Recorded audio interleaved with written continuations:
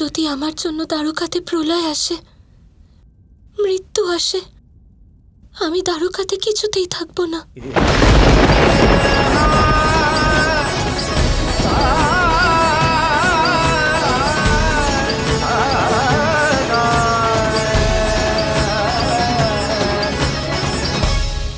কিন্তু আমার পূর্ণ বিশ্বাস রয়েছে, সংসারে আর কেউ দেখতে পাক বা না পাক, আমি জানি, আমি বুঝি যে রাধা দ্বারকাতে থাকতে দ্বারকার ওপর রাধার জন্য কখনো কোনো বিপত্তি আসতেই পারে না।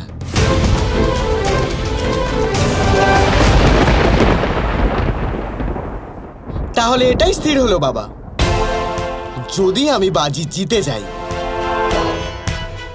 তাহলে রাধা দ্বারকা ছেড়ে চলে যাবে চিরকালের জন্য, আর তারপর আপনি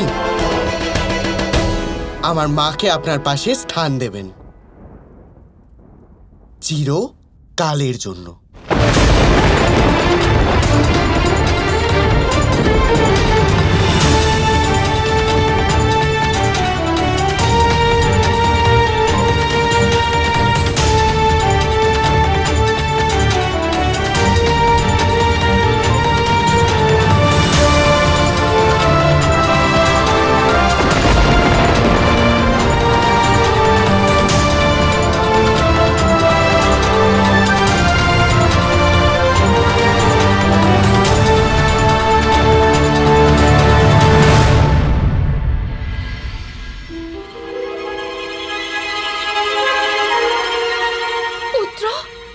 কেমন বাজি রাখলে তুমি? না আমার কাছে কোনো শক্তি বাকি আছে, না তোমার কাছে। কত অপমান হবে তোমার পুত্র। এই দ্বারকাবাসীগণ কখনো তোমাকে দ্বারকাধীশের মতো করে গ্রহণ করবেন না। আমি এই বাজি জিতে যাব মা। সর্বপ্রথম আমি এই দ্বারকার পতন ঘটাবো, আর তারপর তাকে রক্ষাও করব। আর এক রক্ষককে নিজেদের রাজা মনে করতে দ্বারকার প্রজাদের কোনো সমস্যা হবার কথা নয়। কিন্তু আপনি এটা করবেন কিভাবে?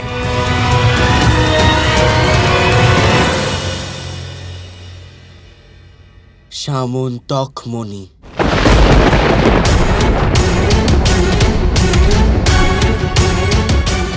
এটা দ্বারকাকে সুরক্ষিতও করবে আর দ্বারকার পতনও।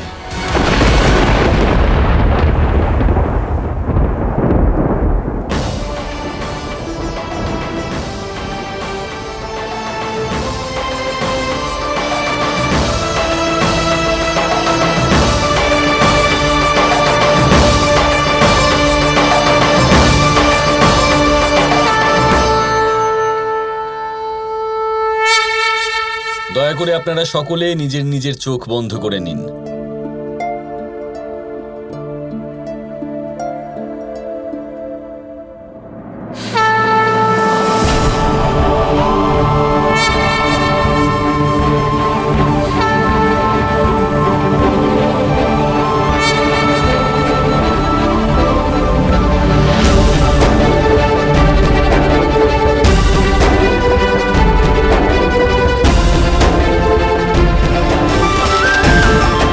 এবার কানাই নিজের শক্তি দ্বারা এই দিব্যমণির প্রকাশকে নিজের মধ্যে সমাহিত করে নেবে, যার ফলে আপনারা সবাই এই দিব্যমণিকে দর্শন করতে পারবেন।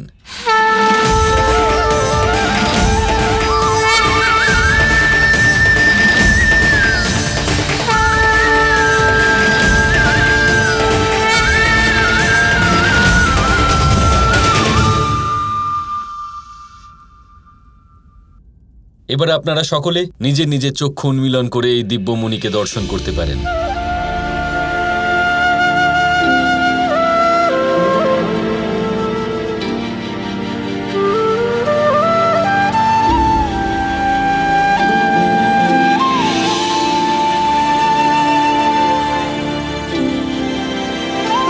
যেমনটা আপনারা সকলেই জানেন যে উত্তরায়ণ আসতে চলেছে, তাই খুব তাড়াতাড়ি সূর্যদেব দ্বারা প্রাপ্ত এই দিব্যমণির পুজো দ্বারকাতে অনুষ্ঠিত করা হবে।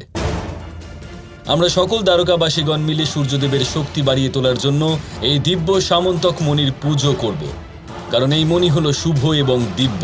প্রত্যেক সমস্যার সমাধান হলো এই মণি। যতদিন এই মণি দ্বারকাতে আছে ততদিন এই দ্বারকা পূর্ণত সুরক্ষিত থাকবে।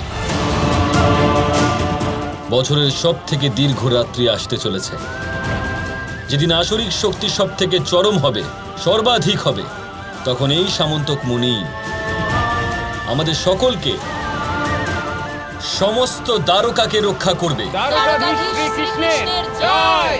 দ্বারকাধীশ শ্রীকৃষ্ণের জয়! দ্বারকাধীশ শ্রীকৃষ্ণের জয়!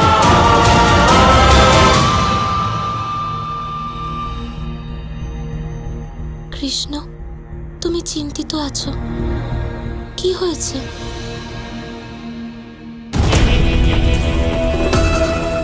আর্য শাম্ভু, কি ভাবছেন আপনি? মনে হচ্ছে তুমি শুনতে পাওনি লক্ষণা যে বলরাম কি বলছে। যে রাত্রি সব থেকে দীর্ঘ হবে সেই রাতে এই মণি ওনাদের সুরক্ষিত রাখবে। তাই তো এই পুজো হচ্ছে ওর শক্তি বাড়ানোর জন্য। কারণ সেই রাতে কৃষ্ণ হয়তো কিছুই করতে পারবেন না। এখানে প্রশ্ন কৃষ্ণকে নিয়ে নয়, বরং প্রশ্ন হলো এটা যে আপনি কি ভাবছেন, আপনার মনের মধ্যে কি চলছে। ভাবো লক্ষণা, যদি মণি দ্বারকাতেই না থাকে তো? আর এমন সময় যেখানে সব থেকে দীর্ঘ রাত্রি হতে চলেছে, সেখানে আমি আর আমার আসুরিক শক্তি মিলে যুদ্ধ ঘোষণা করি, তখন শেষ প্রলয়ের থেকেও সব থেকে বড় প্রলয় হবে এটা। কিন্তু এটা হবে কিভাবে? আমরা এই মণিটা দ্বারকার বাইরে নিয়ে যাব, আর তারপর যদি মণি দ্বারকাতেই না থাকে তাহলে তার পুজোও হবে না। পুজো যদি না হয় তাহলে সূর্যদেবের শক্তিও বাড়বে না। তারপর দ্বারকাও সুরক্ষিত হয়ে যাবে। আর তারপর আমি আক্রমণ করব। সমস্ত অভিযোগ আসবে ওই রাধার উপর, কারণ রাধার উপস্থিতিতেই এই প্রলয় এসেছে, অর্থাৎ আগের বারেও এসেছিল। আর তারপর রাধা আর কৃষ্ণের খেলা সমাপ্ত। আমার মা কৃষ্ণের বাম দিকে বসবেন, আর তারপর আমি কৃষ্ণকে লজ্জিত করে দ্বারকার উপর শাসন করব। কিন্তু আর্য শাম্ভু, এই মণির উপর আমরা কি করে অধিকার লাভ করব? কিছু তো একটা ভাবতেই হবে লক্ষণা।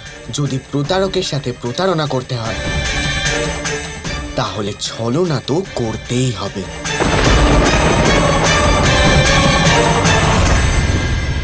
বলো না কৃষ্ণ, কি হয়েছে? বিপদ রাধা, আসন্ন বিপদের পদধ্বনি শুনতে পাচ্ছি আমি।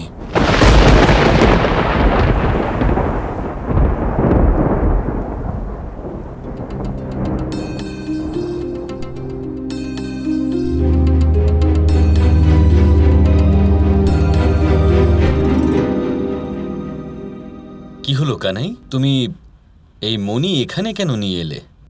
ওকে রক্ষা করার জন্য। একে রক্ষা করার জন্য? কিন্তু কার থেকে? শাম্বর থেকে। আমি বুঝতে পারি না কানাই, তুমি ওর অভদ্রতার জন্য ওকে শাস্তি দেবার বদলে তুমি ওর বাজি মেনে নিলে কেন? কৃষ্ণ কৃষ্ণ কৃষ্ণ কৃষ্ণ